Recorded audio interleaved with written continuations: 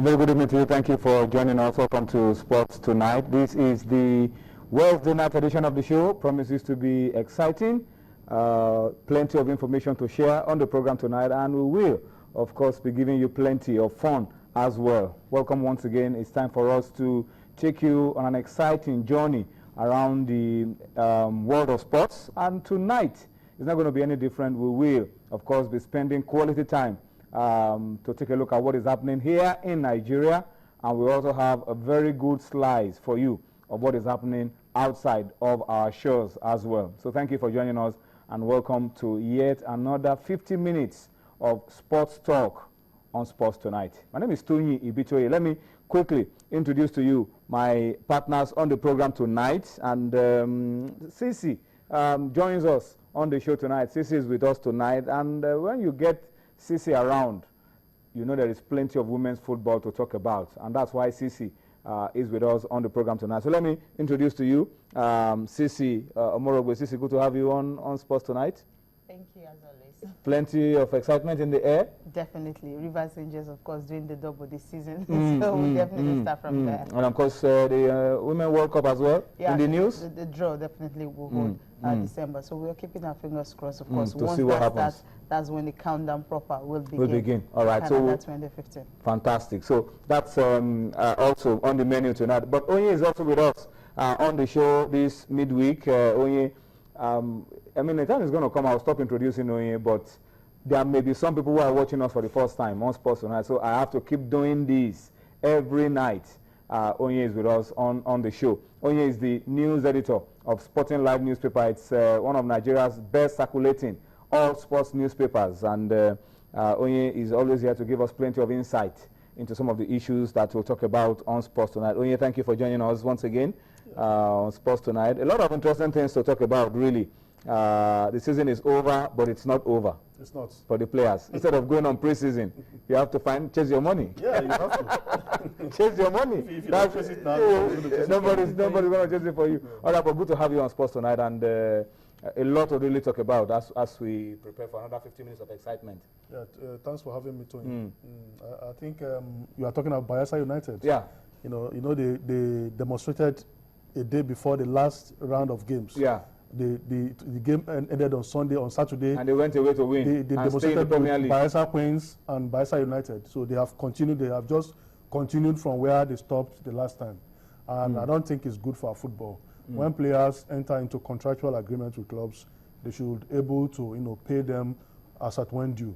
But what we have seen is that more often than not, the clubs owe them, and when you don't complain, it goes on and on and on and on, and they don't get their dues. So I don't blame the players. You have to take your destinies into your hands. Okay. Oye has given you a setting, the setting into what we'll be talking about later on the show tonight. We will also, of course, as you know, be talking about UEFA Champions League. Games are currently going on. Our style, of course, on the day that games are being played in Europe is that we update you around some of those games, and we'll be doing plenty of that on the program tonight. Later on, about when the games are halfway, at halftime, we should be able to give you updates around the games as they're going on in different centers across Europe.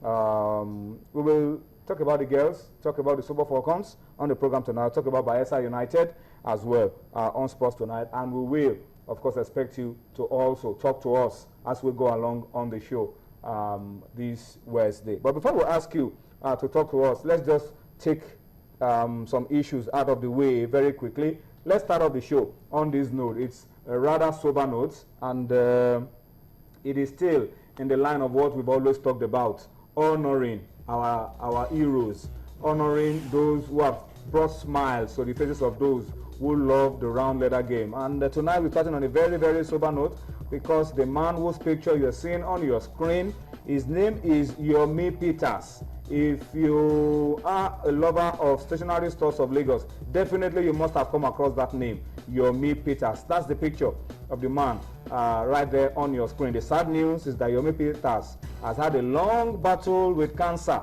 He lost that battle this morning.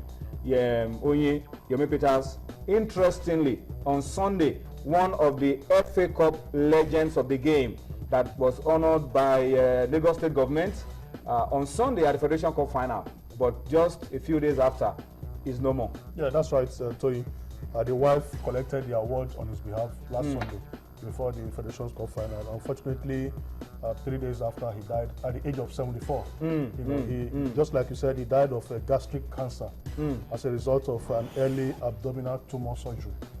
This morning at the Lagos State University Teaching Hospital last week in Ikeja, he died. He gave up the ghost, and he is a legend of Stationery Stores.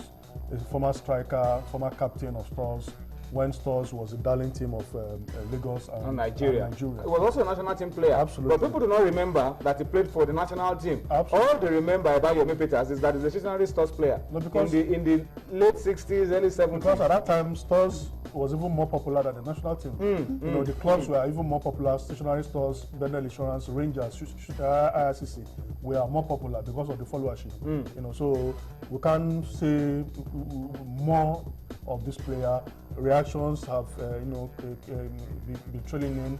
For Hamilton, eulogized him. Some of his teammates who are still alive have eulogized him.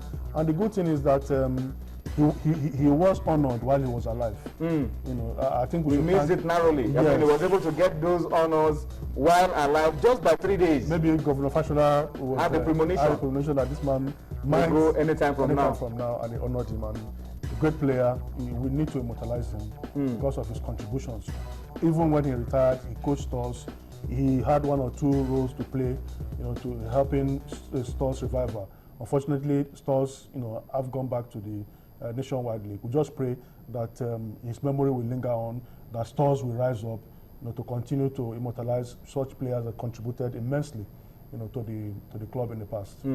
Yomi Peters is no more. That's how we started the show this midweek, just a few days ago, honored by the Lagos State government at the 2014 Federation Cup final. But then, just a few days after, he lost the battle with cancer, and he's passed on. All right, once again, we pray that God will give his family and his friends the fortitude to bear this loss, and